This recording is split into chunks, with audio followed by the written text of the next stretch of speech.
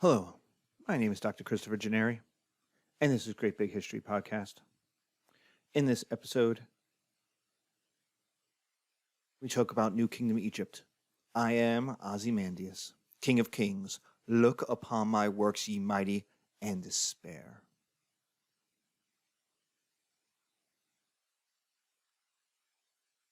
New Kingdom is different from the Old Kingdom and the Middle Kingdom. It was born of trauma. It was born of fire and blood. And so it's going to act different. So what is its method of legitimacy? War, imperialism, and conquest. Having been attacked, having been overrun by foreigners, it was determined for that to never happen again.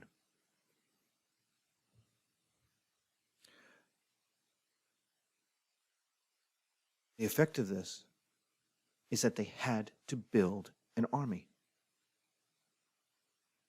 They didn't have one in the Old Kingdom. They didn't have one in the Middle Kingdom. Not a Mesopotamian type of army, not an army capable of conquest. The Egyptians had no history of war against foreign peoples. So they had to make an army. And Ahmose is going to make the quickest army he can. He's just going to copy. He's going to copy the Mesopotamians. They have horses. He's going to get horses. They have chariots. We're going to have chariots. We're going to learn how to fight the Mesopotamians with Mesopotamian technology. We're not going to invent our own. We're not going to create an army that fits Egyptian culture. We're going to take a Mesopotamian army and drop it on top of Egyptian culture, and Egyptians are just going to have to deal with it.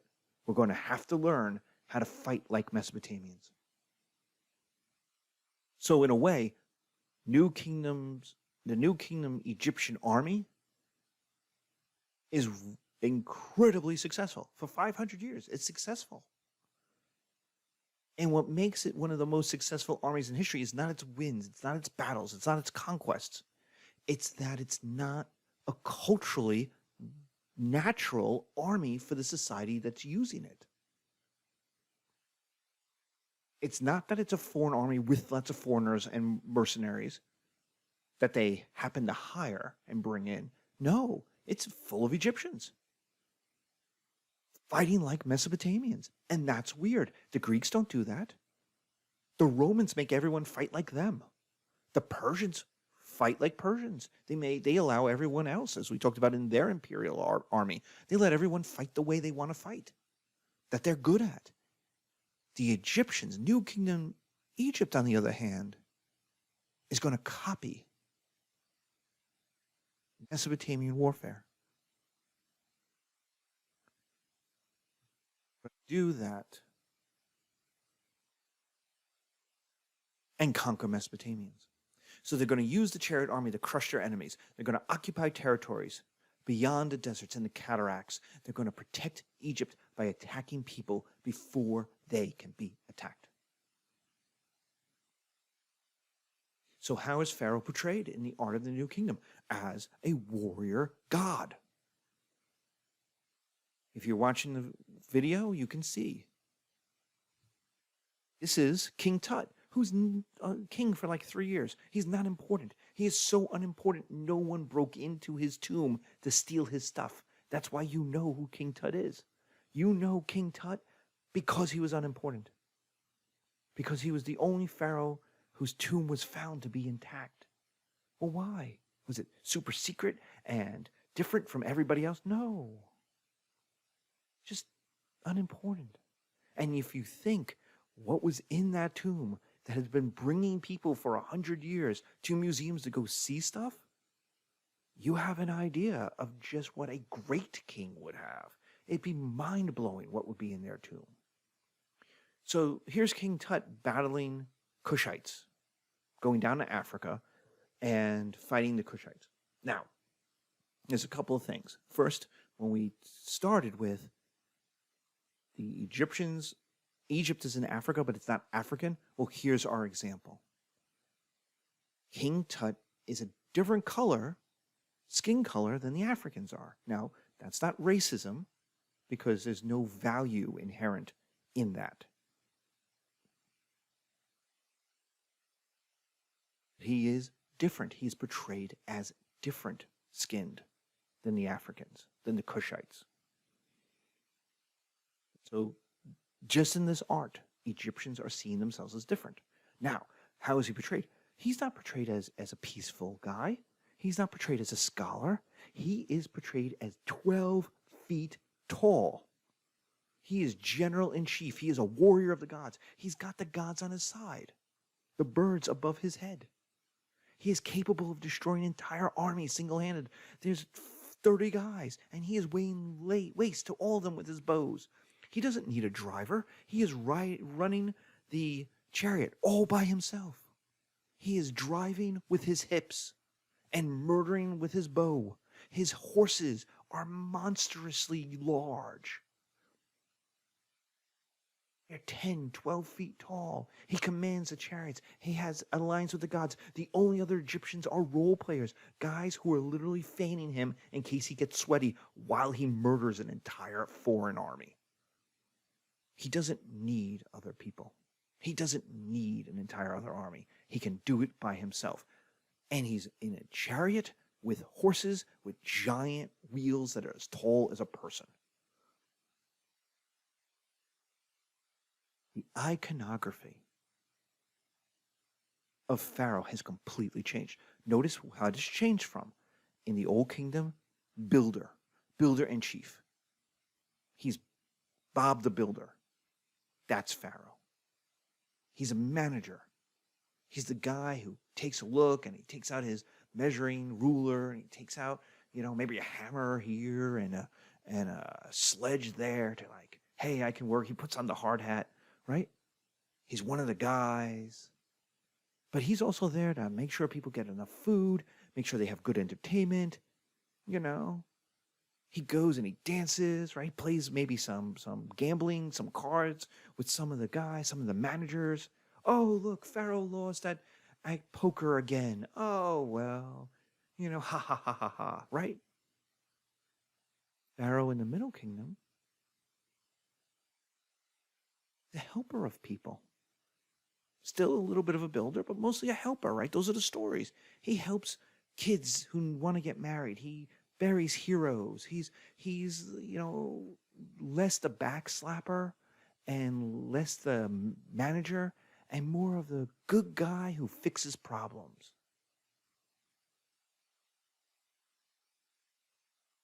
He helps people get along in their lives. He rewards the good, he punishes the bad, and mostly he just keeps things going.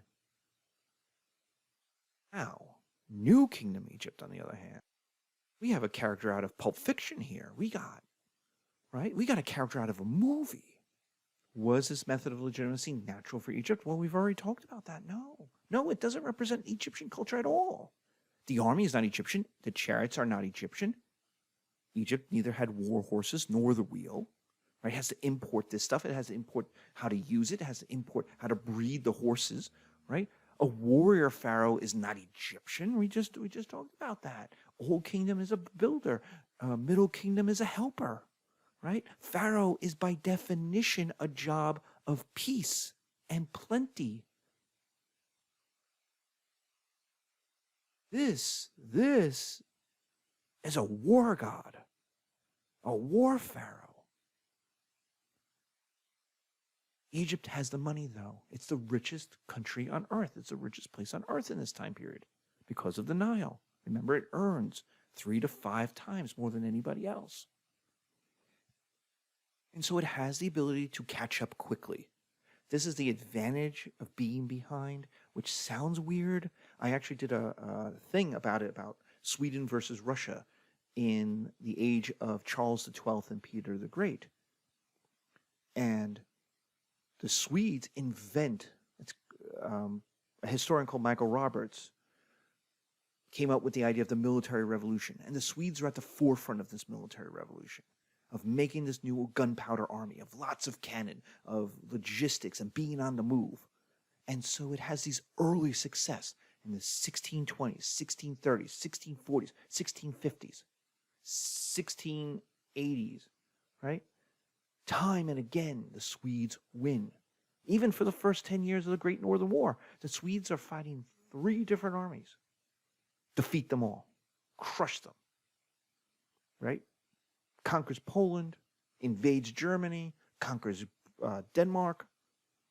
Just rolls through people. And the idea was it had this advantage of being first. So it had a better army than other people. But out there was Russia. Bigger. It was behind. It didn't have the technology, but it had money. And what it needed was time. Because what it could do is just buy stuff and copy stuff. And so by 1710, 1709, literally, Peter the Great has created an army that in many ways is not as efficient as the Swedish army, because the Swedish army has more experience acting like the Swedish army. But the Russian army is bigger. And at the Battle of Poltava, the Russians win. And from that point on, the Swedish army never is a major threat again. And the Swedes haven't fought a war in 200 years because they never defeat the Russians again. At best, they hold out to keep the Russians from invading Sweden itself. But this is the idea of the advantage of being behind. The Russian army didn't have to invent anything. It just had a copy.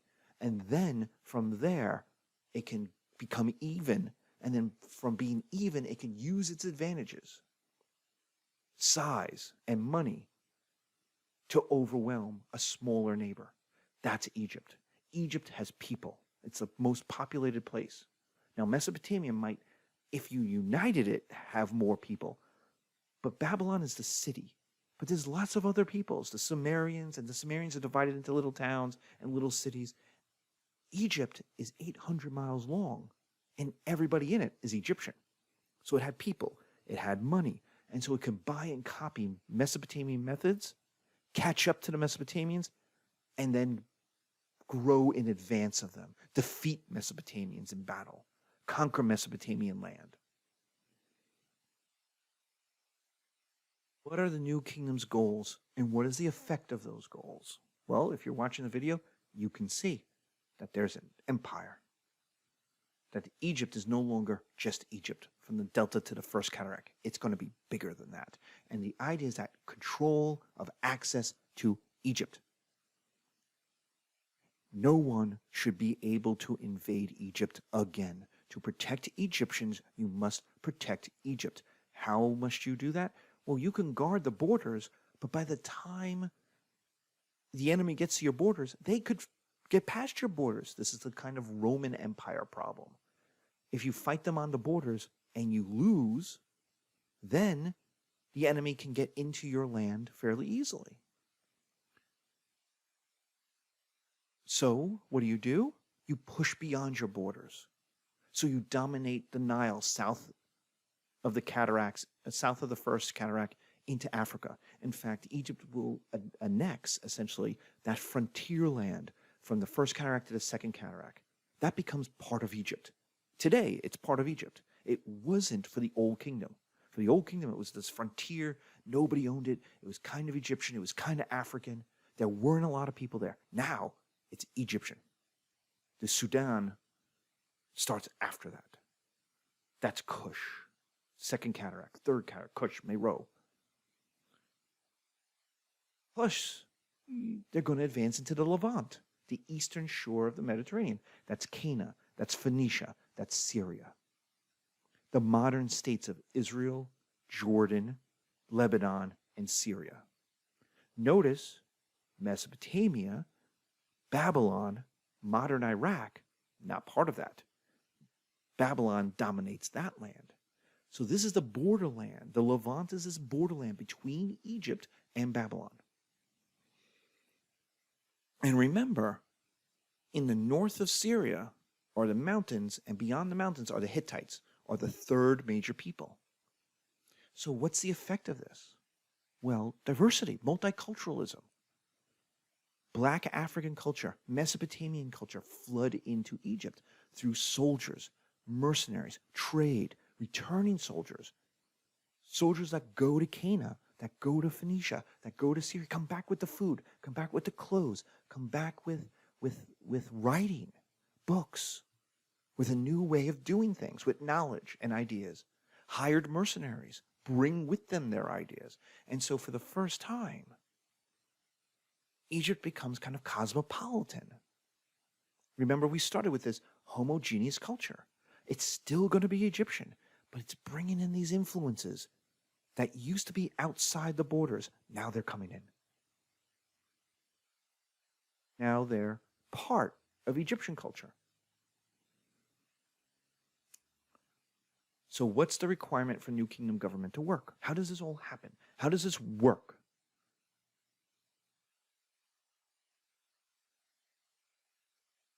And the way it works is you need an A+ strong leader.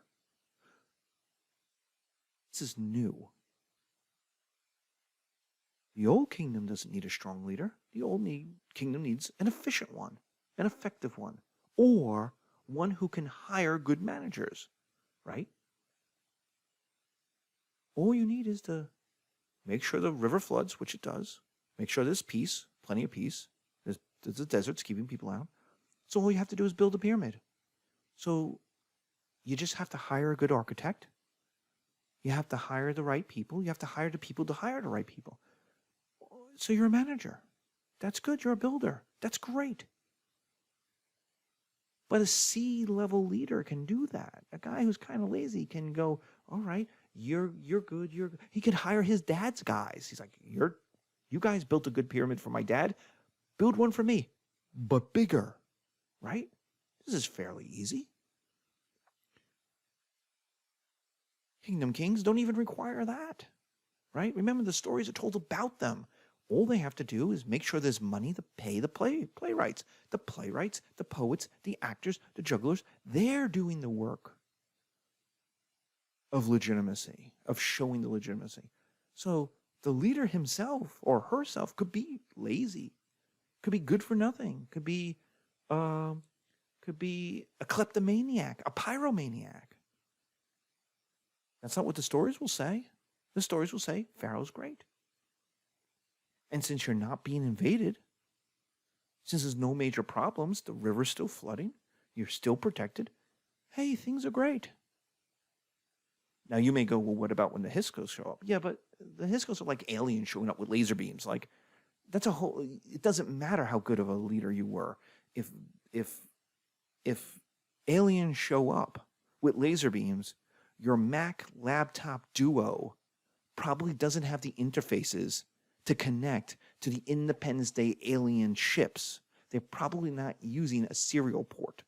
Just saying. You know.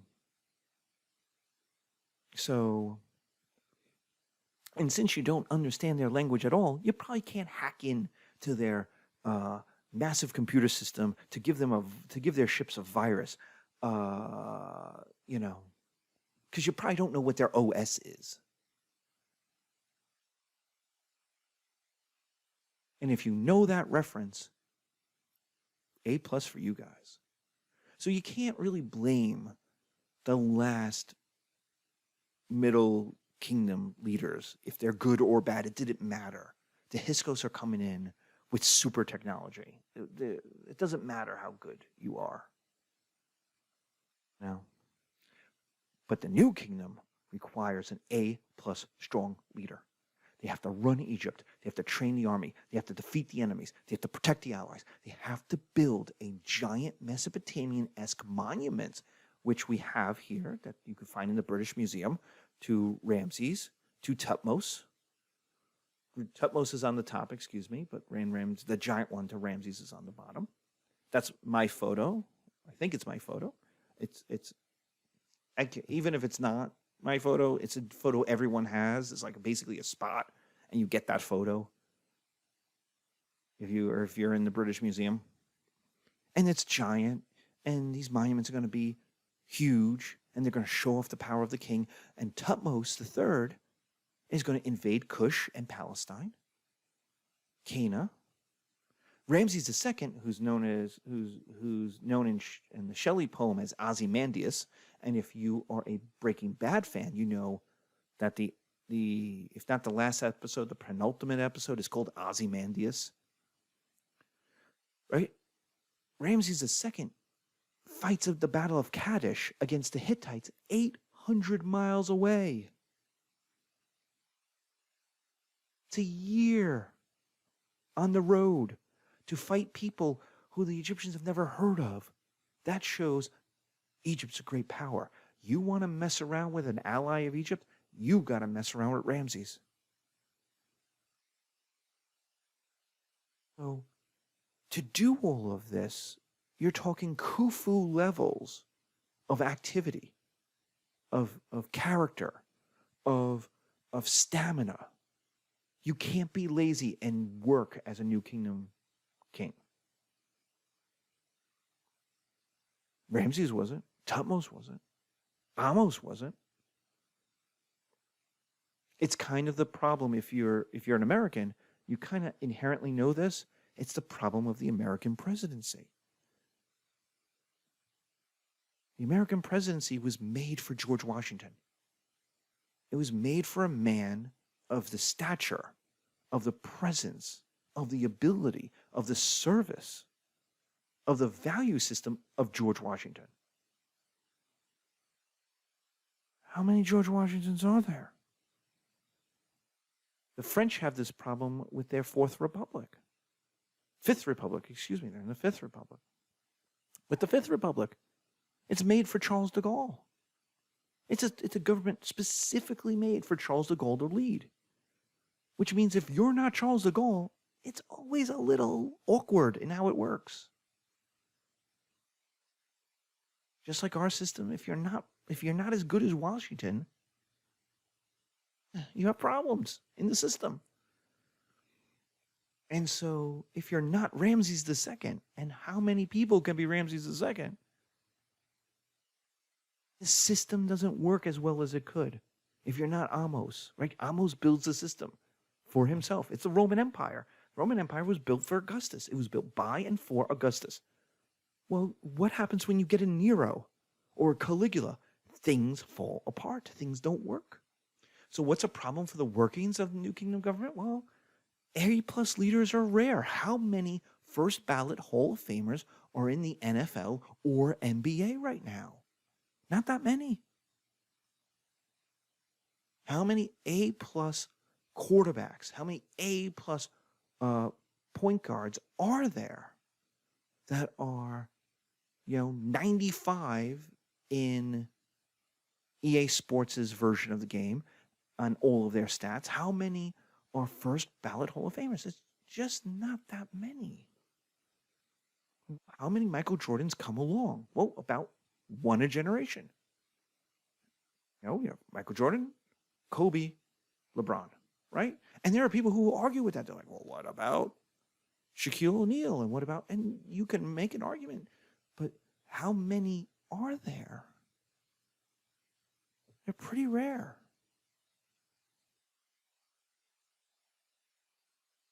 It's hard to motivate 30,000 people, the size of the Egyptian army, to leave Egypt, to cross a desert, to help people 800 miles away against an enemy they've never met.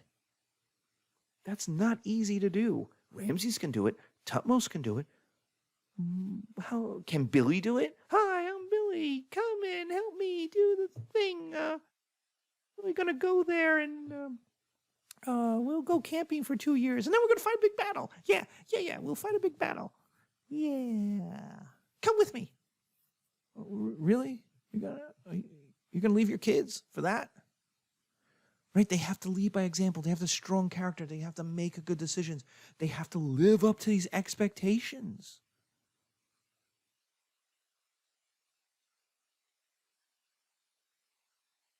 It's much easier to cut taxes and let someone else deal with it. Hire a general. Go do that.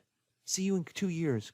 Come back victorious or, not. I don't know. right?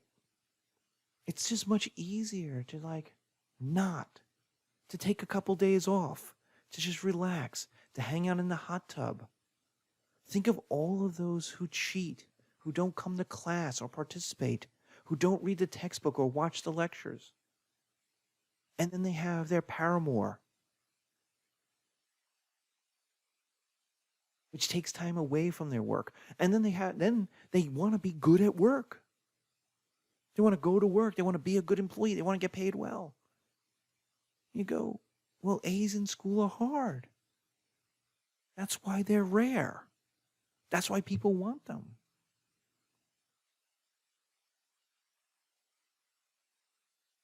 But and I will tell you this, so don't be one of these people. I get people at the end of the semester who come and they write me an email. Maybe they might come to my office hours, but they mostly just write an email and say, I know I haven't been in class for 12 weeks, but I really need an A. Well, no, I don't care what you need. You haven't been in the class in 12 weeks, and one of the requirements of the class is you come to class. It just is. But you had other things to deal with, and I'm not begrudging you any of those things, right? And I'm sure you're good at them. But does that make you an A-plus student in my class? No. So it's hard, and that's the point. It's just much easier to just let someone else deal with it. Let someone else. If you've ever been in group work, right? It's easy to just sit back and let someone else take all the notes and then write up the paper and then put your name on it. It's just easier, right? Because you have other things to do. So that's a problem of the system because it requires an A-plus system, but there aren't that many A-plus leaders. They just don't come around all that often. So what is an advantage of the system, though? So we talked about what a problem is. What's an advantage? The advantage is that it actually works. They get A-plus Egyptian leaders. They get a Ramses II. They get a Ramses III. They get a Thutmose III. And those Egyptian leaders, plus the Mesopotamian Chariot Army, kick butt. Egypt is safe. Egypt is wealthy. Egypt is a great power. It's one of the big three. It is sophisticated. It is cosmopolitan. It has new ideas coming from Africa and Mesopotamia. It had went from being beaten up by thugs to the shining lights of civilization. Luxor in the south, near where Thebes was, is one of the great pilgrimage sites for tourism today, to see the monuments, Thutmose, and see Ramses, and see the monuments from the 18th dynasty, 19th dynasty, 20th dynasty, right? So it worked. One of the advantages is that with the great leaders, you can motivate Egypt. And when it's on the move, it accomplishes so much. What is the disadvantage of this system? It's expensive. It's immeasurably expensive. It's way more expensive than pyramids. Even A-plus kings needed unending amounts of money. They had to buy the horses. They had to feed the horses. They had to train the men. The men can't be working. They have to be in the army. Now, they don't have a professional army, but when they're in the army, when they're conscripted into the army, they have to be paid. They have to be fed. Armies are way more expensive than pyramids. And one defeat means they could all be gone. So you could spend $100 billion on an army. It could be the greatest army out there. And it gets led into a trap. It gets destroyed. The men are dead. That's $100 billion gone. At least if you spend $50 billion on a pyramid, you end up with a pyramid. Even if it's a bad pyramid and it falls in on itself, it's still a pyramid that's up there. Right? Your army is gone. And not only that, Egypt is now vulnerable to invasion. So you're worse off. So taxes have to be found. They have to be collected. They have to be used. Corruption has to be minimized. You can't have noble guys or generals just putting money into their pocket, making up numbers. Hey, Pharaoh, give me money. I have to pay a billion men. That's all the guys in my army. You can't do that. You can't have ghost armies. So you have to have not only the laws, you have to have the judges that enforce the laws. You not only have to collect the taxes, you have to count the taxes. You have to have accountants.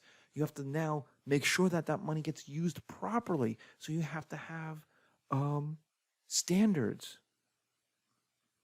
and people who maintain those standards so that you minimize corruption.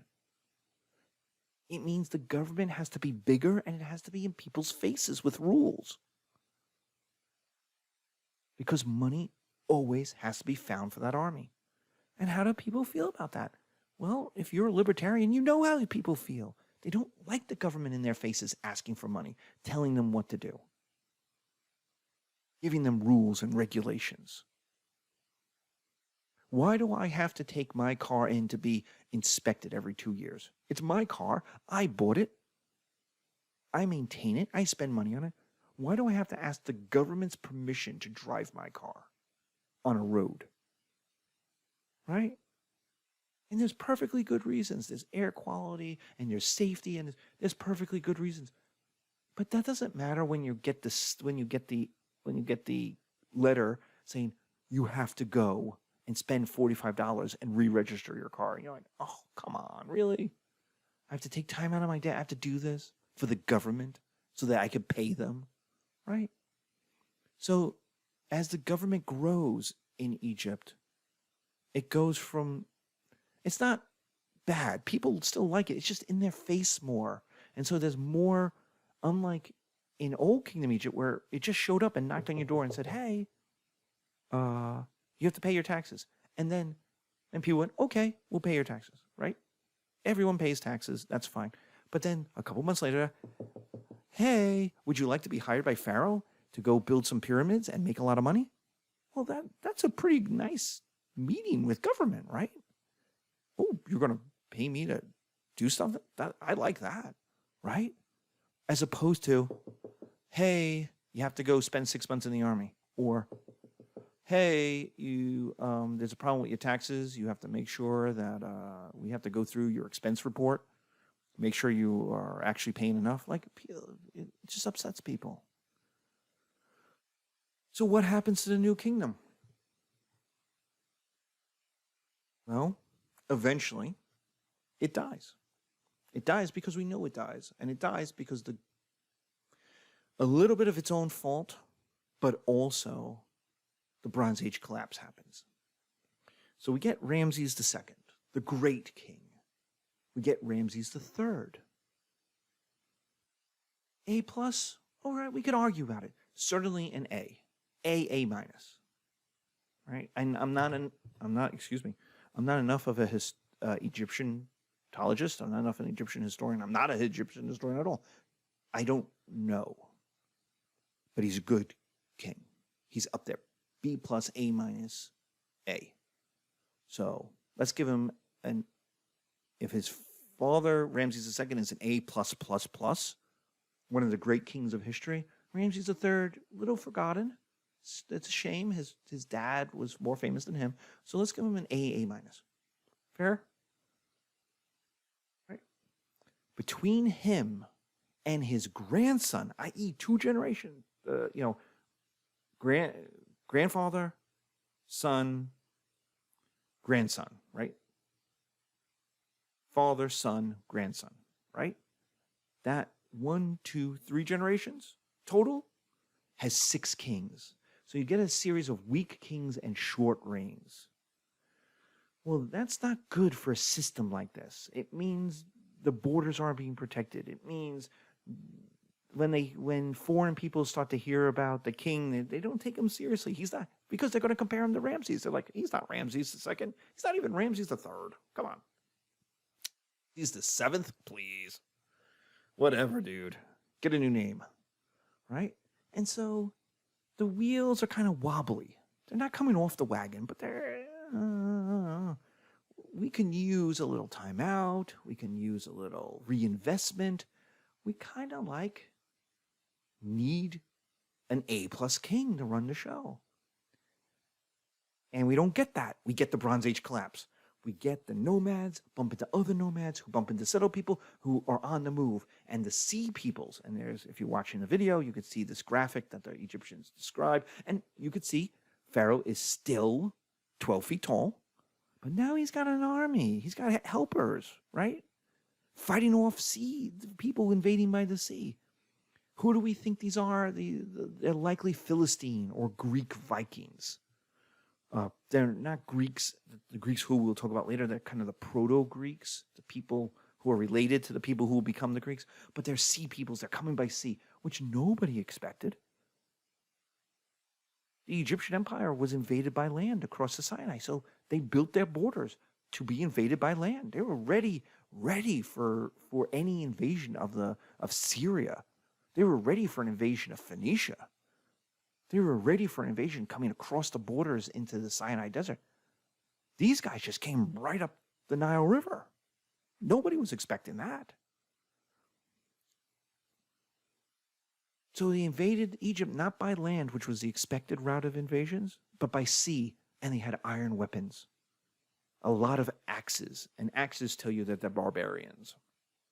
Because an axe is actually a tool. It's not a weapon of war.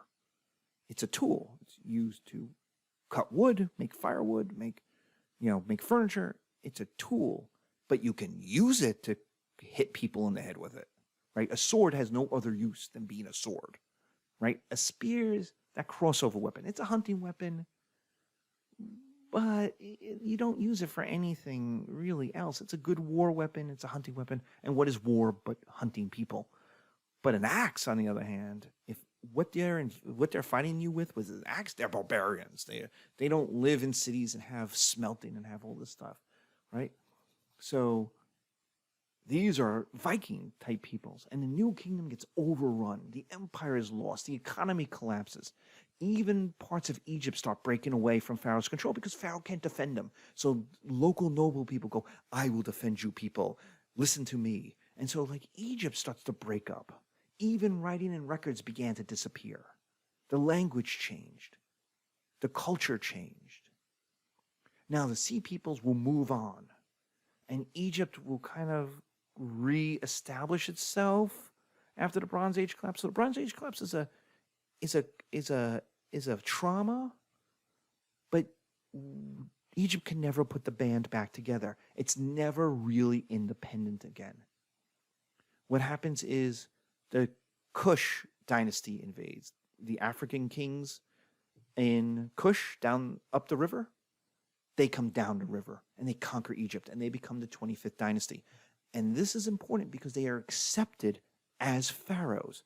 They're black, they're African, they are foreigners, and yet they are accepted as pharaohs, as legitimate. And that tells you something about Egypt, that the Kushites were accepted as legitimate in the 25th dynasty. This also tells you they brought African culture with them, and for their dynasty, African culture is going to have a major impact on Egypt. Now, why does that matter? That matters because of white supremacists. Because white supremacists are out there, and they will tell you that European white people's culture is the greatest culture in the whole wide world, and that everybody else sucks, that only white people are civilized. Now, here's the thing. White people's culture, European culture, goes back to 4 parts, basically. You could add a 5th part if you want. Those 4 parts are Judeo-Christian, right? Jewish Christian, right? That's a lot of the culture, a lot of the religion, a good amount of philosophy. Judeo-Christian and Greco-Roman. You could add some Germanic to that, because the Germans will conquer part of the Roman Empire, the Western Roman Empire, and they become Romanized, but, they had a lot of Germanic barbarian culture too. That's the Anglo-Saxons, that's English as a language. So there's a German. So you could say 5 parts, right? Germanic, Judeo, Christian, Greco, Roman, right? Plato tells us the Greeks didn't invent anything. The Greco part of that culture, they borrowed. And who did they borrow from? A little bit of everybody, but a lot from the Egyptians. Which means the Greeks, who only show up around here, the 25th, 26th dynasty, right? The Greeks from Greece who go back to Greece and like have Athens and Sparta and Corinth, they only start showing up here to trade with Egypt. Which means they borrowed Egyptian ideas, Egyptian culture, Egyptian ways of doing things that were partly African, that had African influences. Why? Because there's a long relationship with Africa, but also Kush kings ruled Egypt. And even if they became Egyptian kings, they did it in Africa. They did it with African flavor, right? Because they're not Egyptian. They're African. They're Kushite.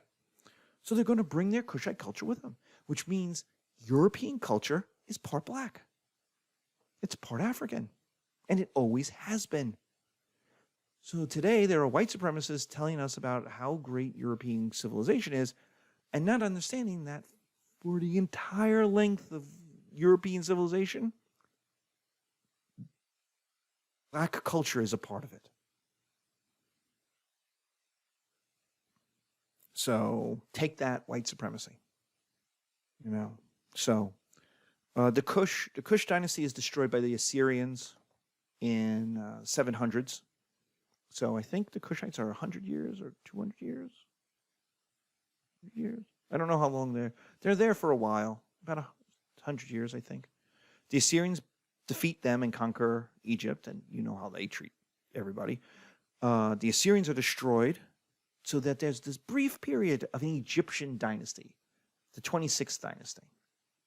The Kushites, of course, were kicked down to Kush, kicked out of Egypt, and they go back to Kush. So an Egyptian dynasty grows up, kicks out the Assyrians. The Assyrians are destroyed. And there's this 75 years where an Egyptian dynasty rules Egypt. That's the last one. That's the last purely Egyptian dynasty. The Persians will conquer that. Alexander will conquer the Persians. He'll build Alexandria.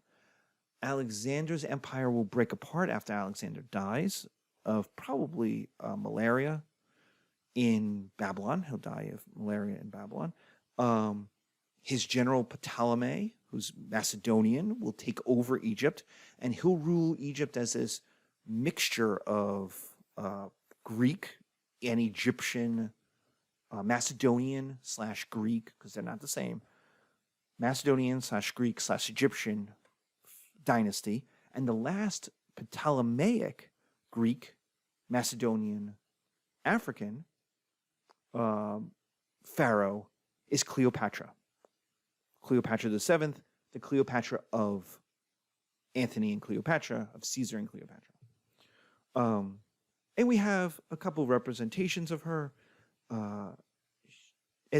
She is, because of Elizabeth Taylor in the movie, she's always portrayed as super, super, super attractive. The truth of the matter is she apparently wasn't very attractive. She was a lot of things, but not beautiful by the standards of modern America. But I put up a picture showing a modern sculpture of her as African with black skin. She was Greek and Macedonian, but there's always this cultural stuff. So if you have to go, well, what percentage of African is her DNA? Like, I don't know. There's probably some because of all of this mixture, right? But then the Romans will rule Egypt. Then the Arabs will conquer the Romans in Egypt.